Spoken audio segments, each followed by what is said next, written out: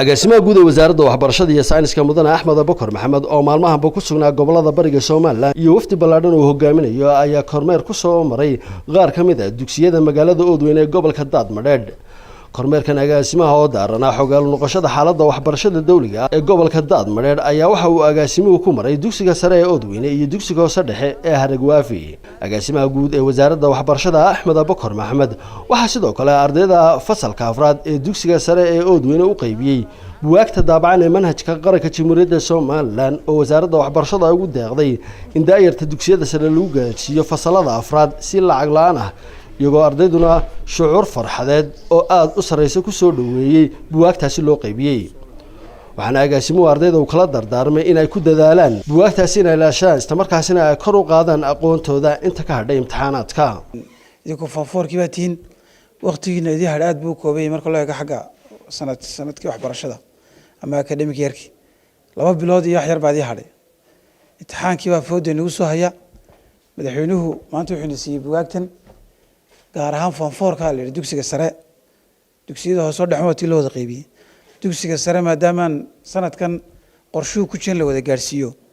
wax madaxweynuhu iyo wasaaradduba garteen in idinka markaa la siiyo faafoorka la siiyo si aad ardaygu u diyaar garow waxbarashada Hargeysa ay ku qaybiyay wasiirka waxbarashada Mudane Cismaan Jaamac Aadan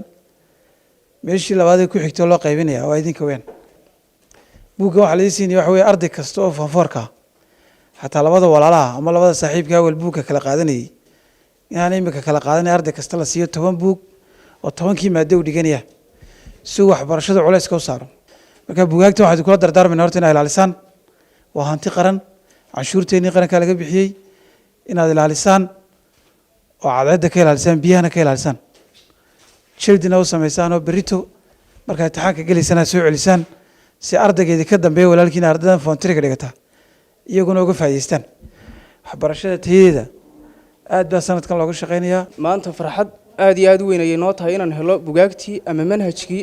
ama syllabuskii waxbarasho ee u degsanaa wasaaradda waxbarashada iyo sayniska ee dugsiyada sare inaan maanta helo aad iyo aad baan ugu faraxsanahay kaas oo qayb ka ah ama qaybta ugu muhiimsan ah marka macalinka laga yimaado manhajku waxa wax lagu baranayo Jamhuuriyadda Soomaaliland oo buugaagtan oo baahi badan u qabnay oo buug walba $3 la soo siin jiray maantana ka qabtiray aad bad u mahadsantiin wasaaradda waxbarashada iyo madaxweynaha Jamhuuriyadda Soomaaliland waxaan halkan ugu mahad celinayaa macallimiinta sharafta leh oo inta heerkan soo gaarsiisay maanta waalidkeena garab taagan. dhinaca kale agaasimaha guud ee wasaaradda waxbarashada iyo sayniska Axmed Abukar Maxamed waxa uu kulan la qaatay meerka magaalada Oodweyne isagoo kala hadlay sidii ay dawladda hoose ee Oodweyne iyo wasaaradda waxbarashada uga wada shaqeyn lahayn mashruuca maamul daadejinta ee GPLG-ga miisaaniyadda waxbarashada. runtii waxaan leenahay Axmed agaasime ku soo dhawow gobolka waa gobolkaagii haddaan kaaga warramo warbixin gobolku wuxuu yahay gobolada aadka u ballaaran waxa ku yaala 41 dugsi ayaa ku yaala 2 dugsi oo sare iyo 39 dugsi oo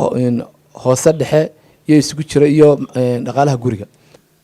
oo ku soo dhaweynaa gobolkii xaruntiisa degmada Oodweyne wasaaraddu waxay ka mid tahay wasaaradaha sida dhabta maamul daadejinta dhabta sameeya had iyo jeer waa wasaaradda runtii tuulo iyo magaalo iyo gobol iyo degmo meel kasta oo Soomaaliland ka mid ah ka shaqeysa. Oodweyne waxa ka mid tahay degmooyinka mashruuca maamul daadejinta JPLG-ga ku jira shaqooyinka waxbarashada asaasiga oo dhan dawladaha hoose ayaa markaa lagu wareejinayaa tartiib markaa marba degmo ayaa lagu soo daraa nasiib wanaag Daadmadheedh waa degmo runtii ku cusub barnaamijka kaliya waxaan codsanaynaa un maayarka iyo golaha deegaanka ka codsanaynaa